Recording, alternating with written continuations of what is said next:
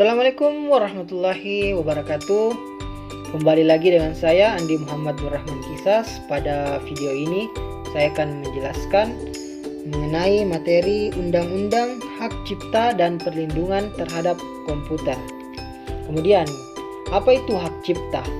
Nah, hak cipta adalah hak eksklusif bagi pencipta atau penerima untuk mengumumkan atau memperbanyak ciptaannya atau memberikan izin untuk itu dengan mengurangi pembatasan-pembatasan menurut peraturan perundang-undangan yang berlaku. Kemudian, pencipta adalah seorang atau beberapa orang yang secara bersama-sama atas inspirasinya melahirkan ciptaan berdasarkan kemampuan pikiran, imajinasi, kecekatan keterampilan, atau keahlian yang dituangkan dalam benda yang khas dan bersifat pribadi. Ciptaan adalah hasil karya pencipta yang menunjukkan keasliannya dalam lapangan ilmu pengetahuan seni atau sastra. Kemudian, pemegang hak cipta adalah pencipta sebagai pencipta, pihak yang menerima hak tersebut dari pencipta atau pihak lain yang menerima lebih lanjut dari pihak yang menerima hak tersebut.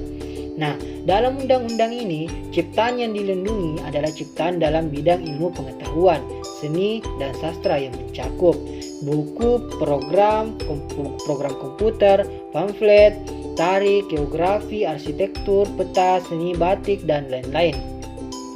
Beberapa hal yang tidak memiliki hak cipta seperti hasil rapat terbuka lembaga-lembaga negara, peraturan perundang-undangan, pidato kenegaraan atau pidato pejabat pemerintah, putusan pengadilan atau penetapan hukum, keputusan badan arbitrase atau keputusan badan-badan sejenis lainnya.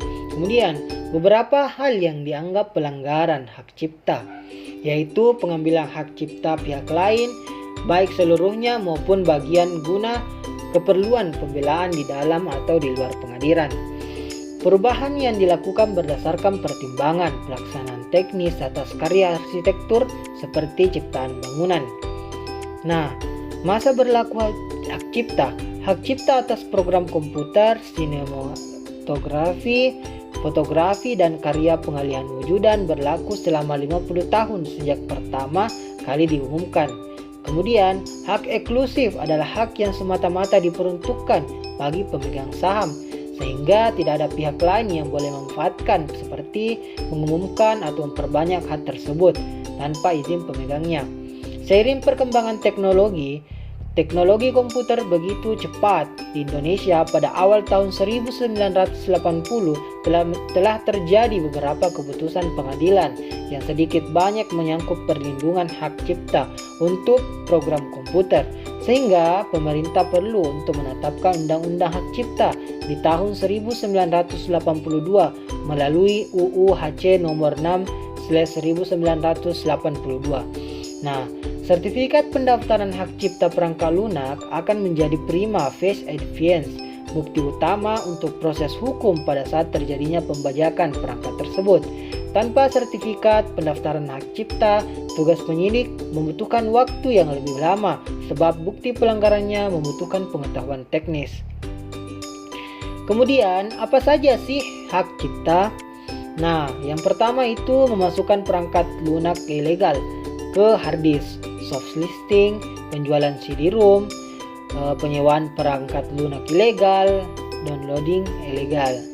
Nah, yang kemudian, apa saja sih solusi mengatasi hak cipta? Nah, ada beberapa solusi nih. Solusi pertama yaitu untuk mengatasi maraknya pelanggaran hak cipta tentunya berawal dari pembangun budaya masyarakat untuk menghargai hasil karya orang lain. Nah, solusi yang kedua adalah bahwa pemerintah baik dari instansi terkait, jajaran penegak hukum, dan segenap lapisan masyarakat hendaknya sepakat untuk secara bersama-sama memerangi pembajak terhadap karya-karya intelektual, karena pembajakan karya intelektual merupakan perbuatan yang merugikan perekonomian bangsa, menghancurkan kreativitas, dan merendahkan martabat bangsa. Nah, mungkin itu teman-teman yang saya sampaikan pada video ini. Jangan lupa like and share.